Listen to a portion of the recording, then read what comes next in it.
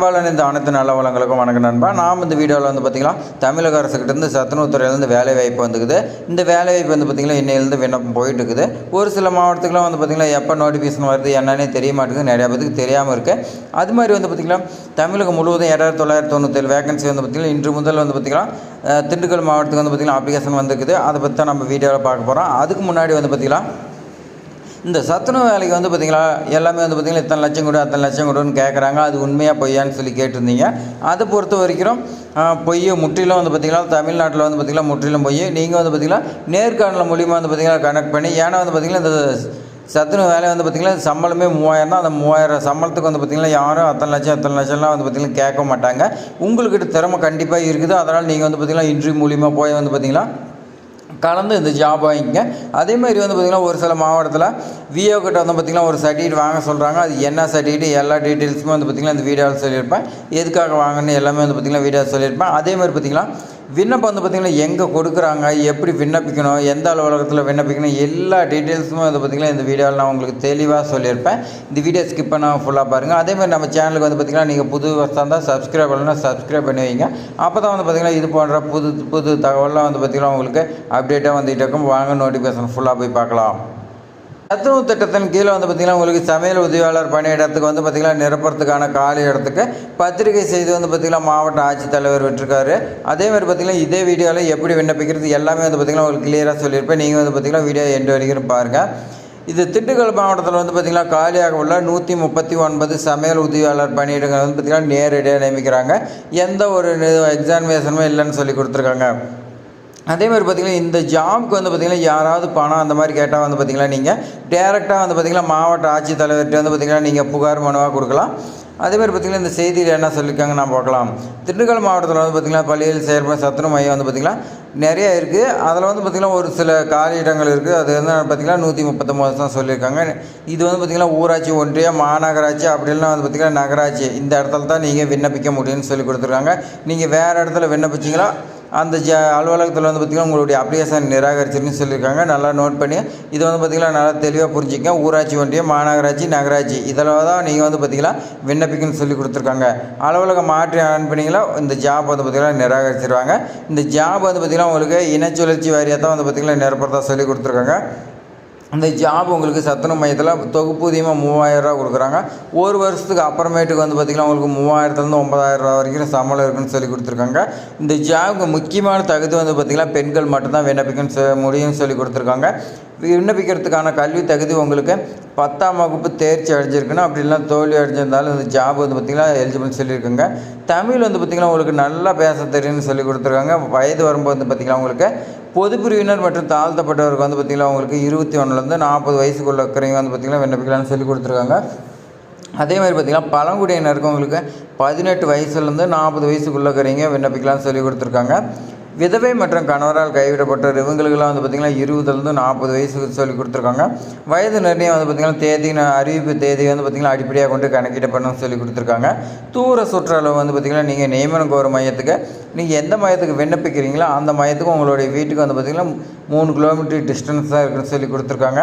அந்த 3 kilometre distance தான் இருக்கணும். அதேமாதிரி பார்த்திங்கன்னா எந்த மையத்தில் எவ்வளோ வேகன்சி இருக்குது அது எங்கே போய் தெரிஞ்சுக்கணும்னா நீங்கள் வந்து பார்த்திங்கன்னா உங்களுடைய ஊராட்சி, ஒன்றியம் அலுவலகத்தில் வந்து பார்த்திங்கன்னா நோட்டீஸ் போர்டில் ஒட்டியிருப்பாங்க. அதில் நீங்கள் தெரிஞ்சுக்கலாம். அதேமாதிரி நான் வந்து பார்த்திங்கன்னா மாநகராட்சி, நகராட்சியில் இருக்கிறேன். எனக்கு எப்படின்னா அந்தந்த மாநகராட்சி, நகராட்சியில் வந்து பார்த்திங்கன்னா உங்களுக்கு நோட்டீஸ் போர்டில் ஒட்டியிருக்கிறதா சொல்லி கொடுத்துருக்காங்க. நீங்கள் வந்து பார்த்திங்கன்னா அங்கே போய் செக் பண்ணிக்கலாம். அடுத்து வந்து பார்த்திங்கன்னா மாற்றுத்திறனாளிக்கு வந்து பார்த்திங்கன்னா உங்களுக்கு 4% இடஒதுக்கீடு கொடுக்குறாங்க. அதுக்கு வந்து பார்த்திங்கன்னா ஒரு சில கண்டிஷன் கொடுத்துருக்காங்க. அதுக்கு என்னென்னு பார்த்திங்கன்னா குறைவான பார்வைத்திறன், உடல் இயக்க குறைபாடு, குணப்படுத்தப்பட்ட தொழுநோய், அது மாதிரி பார்த்திங்கன்னா திரவ வீச்சினால் பாதிக்கப்பட்டவர், குறிப்பிட்ட கற்றல் திறன் குறைபாடு, இவங்களுக்குலாம் வந்து பார்த்திங்கன்னா 4%. விதவை கணவராக கைவிடப்பட்டவர் மற்றும் ஆதரவற்ற பெண்களுக்கு வந்து பார்த்திங்கன்னா அவங்களுக்கு 25% ஒதுக்கீடு சொல்லிக்கிறாங்க.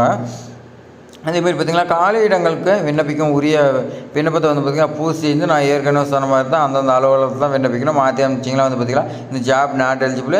விண்ணப்பிக்கிறதுக்கான கடைசி தேதி வந்து பார்த்திங்கன்னா உங்களுக்கு 29/4/2025 சொல்லி கொடுத்துருக்காங்க.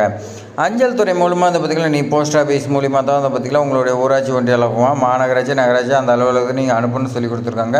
நீங்கள் அனுப்பும்போது வந்து பார்த்திங்கன்னா காலதாமதம். இப்போ வந்து பார்த்திங்கன்னா நீங்கள் 29ஆம் தேதி அனுப்புனீங்களா அது 30ஆம் தேதிக்கு போச்சுன்னா வந்து பார்த்திங்கன்னா அந்த அப்ளிகேஷன் நிராகரிக்கப்படும் சொல்லி கொடுத்துருக்காங்க. அதே மாதிரி நீங்கள் விண்ணப்பிக்கும் போது வந்து பார்த்திங்கன்னா விண்ணப்பத்தோடு நீங்கள் பள்ளி மாற்று சான்றிதழ் டிசி கேட்குறாங்க, 10th மார்க் ஷீட்டு கேட்குறாங்க, குடும்ப அட்டை ரேஷன் கார்டு கேட்குறாங்க. அதே மாதிரி பார்த்திங்கன்னா உங்களுக்கு இருப்பிடச் சான்றிதழ் கேட்குறாங்க, ஆதார் அட்டை, சாதி சான்றிதழ் போன்ற நகல் வந்து பார்த்திங்கன்னா நீங்கள் வச்சு அனுப்புன்னு சொல்லி கொடுத்துருக்காங்க. தகுதியான விண்ணப்பதாரர் வந்து பார்த்திங்கன்னா உங்களுக்கு இன்டர்வியூ கூப்பிடுவாங்க, ஷார்ட் லிஸ்ட் பண்ணி வந்து பார்த்திங்கன்னா உங்களுக்கு இன்டர்வியூ அழைப்பாங்க. அந்த இன்டர்வியூ போது வந்து பார்த்திங்கன்னா நீங்கள் ஒரிஜினல் சர்டிஃபிகேட் எல்லாமே கொண்டு போகணும்னு சொல்லி கொடுத்துருக்காங்க. இப்போ வாங்க நம்ம வந்து பார்த்திங்கன்னா அப்ளிகேஷன் ஃபார்ம் வந்து பார்த்திங்கன்னா எப்படி ஃபில் பண்ணுறோன்னு சொல்லி பார்க்கலாம். சமையல் உதவியாளர் பணியிடங்களுக்கான விண்ணப்ப படிவம்னு சொல்லி வந்து பார்த்திங்கன்னா உங்களுக்கு இருக்குது. நான் டிஸ்கிரிப்ஷனில் கொடுக்குறேன், நீங்கள் வந்து பார்த்திங்கன்னா அதை பிரிண்ட் எடுத்துக்கங்க. மாவட்டம் வந்து பார்த்திங்கன்னா திண்டுக்கல்னு சொல்லி அவங்களே கொடுத்துட்டாங்க, ஒன்றும் பிரச்சனை இல்லை. அடுத்து வந்து பார்த்திங்கன்னா ஊராட்சி ஒன்றியமா மாநகராட்சி நகராட்சி நீங்கள் எதில் இருக்கிறீங்களோ அதை வந்து பார்த்திங்கன்னா எழுதிங்க. விண்ணப்பிக்கும் பள்ளியின் பேர் கேட்டிருக்காங்க, நீங்கள் எந்த மையத்துக்கு வந்து பார்த்திங்கன்னா விண்ணப்பிக்கிறீங்களோ அதோட மையத்தை எழுதிங்க. அடுத்து வந்து பார்த்திங்கன்னா ரைட் சைடில் உங்களுடைய பாஸ்போர்ட் சைஸ் ஃபோட்டோ வந்து பார்த்திங்கன்னா ரீசெண்டாக எடுத்தது ஓட்டர் சொல்லி கொடுத்துருக்காங்க. அடுத்து உங்களுடைய பேர் கேட்டிருக்காங்க, அடுத்து உங்களுடைய தந்தையோ கணவர் பேரோ கேட்டிருக்காங்க, எழுதிங்க. கைபேசி எண் உங்களுடைய மொபைல் நம்பர் வந்து பார்த்திங்கன்னா ரீச் ஆகிற மாதிரி இருக்கிறது நீங்கள் எழுதிங்க. விண்ணப்பதாரி இருப்பிட முகவரிக்கு வந்து பார்த்திங்கன்னா நீங்கள் குடும்ப அட்டையில் உள்ளபடி நீங்கள் வந்து பார்த்திங்கன்னா ரேஷன் கார்டு இருக்குது, அதையே நீங்கள் வச்சுக்கலாம்னு சொல்லி கொடுத்துருக்காங்க. அடுத்து வந்து பார்த்திங்கன்னா ஊராட்சி ஒன்றியமா மாநகராட்சி நகராட்சின்னு சொல்லி கேட்டிருக்கோம், அதோட பேர் எழுதிங்க. நம்ம வந்து பார்த்திங்கன்னா ஏற்கனவே மேலே எழுதிருப்போம், அதையும் நீங்கள் எழுதிங்க. அடுத்து வந்து பார்த்திங்கன்னா கல்வி தகுதி என்னென்னு கேட்டிருக்காங்கன்னா 10வது பாஸ் ஆஃப் ஃபெயிலான்னு கேட்டிருக்காங்க, நீங்கள் பாஸ்ன்னு சொல்லி எழுதுங்க, ஃபெயில்னு எழுதிங்க. அடுத்து வந்து பார்த்திங்கன்னா உங்களுக்கு தமிழ் வந்து பார்த்திங்கன்னா கட்டாயம் உங்களுக்கு தெரிஞ்சிருக்குன்னு சொல்லி கொடுத்துருக்காங்க. பிறந்த தேதி வயசு சொல்லி கொடுத்துருவோம், உங்களுடைய டேட் ஆஃப் பர்த் எழுதிங்க. எழுதிட்டு பக்கத்துலேயே வந்து பார்த்திங்கன்னா உங்களுடைய வயசு எழுதிங்க. அடுத்து வந்து பார்த்திங்கன்னா சாதி மற்றும் உட்பிரிவு வந்து பார்த்திங்கன்னா கம்யூனிட்டி சர்டிஃபிகேட் உங்களுடைய தாசில்தார் கொடுத்துருப்பாங்க, அதில் வந்து பார்த்திங்கன்னா என்ன போட்டுக்குதோ அதை வந்து பார்த்திங்கன்னா நீங்கள் வைக்கணும்னு சொல்லி கொடுத்துருக்காங்க. எழுதிட்டு அதுக்கான சர்டிஃபிகேட் வந்து பார்த்திங்கன்னா அப்ளிகேஷன் ஃபார்மோடு நீங்கள் வச்சு அனுப்பணும். மாற்றுத்திறனாளியாக இருந்தால் அதுக்கான சர்டிஃபிகேட் வந்து பார்த்திங்கன்னா அதுக்கான அடையாள அட்டை கொடுத்துருப்பாங்க, அதை வந்து பார்த்திங்கன்னா விண்ணப்பத்தோட அனுப்பணும்னு சொல்லி கொடுத்துருக்காங்க. அப்படி ஒரு வேலை இருந்துச்சுன்னா நீங்கள் வந்து பார்த்திங்கன்னா ஆம்னு கொடுத்துருங்க.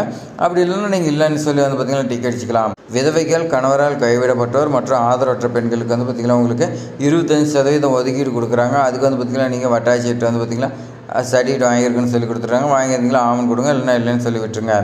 அதே மாதிரி பார்த்திங்கன்னா ஆதரவற்ற விதவை ஆதரவற்ற பெண்ணாக இருந்தால் நீங்கள் வந்து பார்த்திங்கன்னா கோட்டாட்சியர்கிட்ட வந்து பார்த்திங்கன்னா சான்றிதழ் வந்து பார்த்திங்கன்னா வாங்கியிருக்குன்னா அது வந்து பார்த்திங்கன்னா இன்றைக்குன்னு சொல்லி கொடுத்துருக்காங்க. பணியிடம் கோரும் மையமோ பள்ளியின் பெயர்னு சொல்லி கேட்டுருங்க. நீங்கள் வந்து பார்த்திங்கன்னா எந்த மையத்துக்கு வந்து பார்த்திங்கன்னா விண்ணப்பிக்கிறீங்களோ அதோட மையத்துக்கு வந்து பார்த்திங்கன்னா எழுதிருங்க. அடுத்த லெஃப்ட் சைடில் வந்து பார்த்திங்கன்னா 4 இடம்னு சொல்லி கொடுத்துருக்காங்க. 4 இடம் வந்து பார்த்திங்கன்னா நீங்கள் எழுதிங்க. அதே மாதிரி பார்த்திங்கன்னா விண்ணப்பத்தாரையும் கையொப்பம் போட்டுருக்காங்க, நீங்கள் உங்களுடைய கையொப்பம் போட்டுங்க. இணைப்பு வந்து பார்த்திங்கன்னா பள்ளி மாற்று சான்றிதழ் நகல். அடுத்து வந்து பார்த்திங்கன்னா டிசி கேட்குறாங்க, டிசிக்கு அடுத்தது 10th மார்க் ஷீட்டு கேட்குறாங்க, குடும்ப அட்டை நகல் கேட்குறாங்க, அதேமாதிரி பார்த்திங்கன்னா ஆதார் அட்டை நகல் கேட்குறாங்க, சாதி சான்றிதழ் நகல் கேட்குறாங்க. அடுத்து வந்து பார்த்திங்கன்னா உங்களுக்கு மாற்றுத்திறனாளி சர்டிஃபிகேட் விதவையாக இருந்தால் அதுக்கான சர்டிஃபிகேட் கேட்பாங்க. இதில் வந்து பார்த்திங்கன்னா விஓகிட்ட ஒரு சர்டிஃபிகேட் வாங்கன்னு சொல்லி கேட்டிருந்தேன். உங்களுடைய திண்டுக்கல் மாவட்டத்துக்கு வந்து பார்த்திங்கன்னா விஓகிட்ட எந்த ஒரு சர்டிஃபிகேட்டும் வாங்க தேவையில்லை. இது எந்த மாவட்டம்னா பார்த்திங்கன்னா சேலம் மாவட்டத்துக்கு மட்டும் தான் கொடுத்துருக்காங்க. ஏன்னா ஒரு சில மாவட்டத்துக்கு மட்டும் தான் கொடுத்துருக்காங்க, அதனால் வந்து பார்த்திங்கன்னா உங்கள் மாவட்டத்துக்கு இருக்கலாம்னு சொல்லியிருந்தேன். ஆனால் வந்து பார்த்திங்கன்னா இல்லை, அதனால் வந்து பார்த்திங்கன்னா நீங்கள் உங்களுடைய மாவட்டத்தில் லக்குன்னு சொல்லலாம். ஏன்னா விஓ கிட்ட சைடுனா நீங்கள் வந்து பார்த்திங்கன்னா அங்கே சைன் வாங்கி விஓ வந்து பார்த்திங்கன்னா நீங்கள் 3 கிலோமீட்டர் டிஸ்டன்ஸுக்குள்ளே தான் இருக்கிறீங்க, அவங்க வெரிஃபை பண்ணி சர்டிஃபிகேட் கொடுக்குறதுக்கு டிலே ஆச்சுன்னா கண்டிப்பாக வந்து பார்த்திங்கன்னா இந்த ஜாப் விண்ணப்பிக்க முடியாது. அதனால் வந்து பார்த்திங்கன்னா உங்கள் மாவட்டத்துக்கு கொடுக்கல, அதனால் நீங்கள் வந்து பார்த்திங்கன்னா லக்குன்னு சொல்லலாம். அதே மாதிரி பார்த்திங்கன்னா இந்த வீடியோ அவங்க பிடிச்சிருந்தா உங்கள் ஃப்ரெண்ட்ஸுக்கு எல்லாத்துக்குமே ஷேர் பண்ணி விடுங்க, அவங்களுக்கு பயனுள்ளதாக இருக்கும். ஏன்னா வந்து பார்த்திங்கன்னா அவங்களுக்கு வந்து பார்த்திங்கன்னா இன்னும் தெரியாமல் கூட இருக்கலாம், அதனால் அவங்களுக்கு பயனுள்ளதாக இருக்கும். ஏதாவது டவுட்னா கமெண்ட் பண்ணுங்கள், லைக் பண்ணுங்கள். தேங்க்ஸ் ஃபார் வாட்சிங்.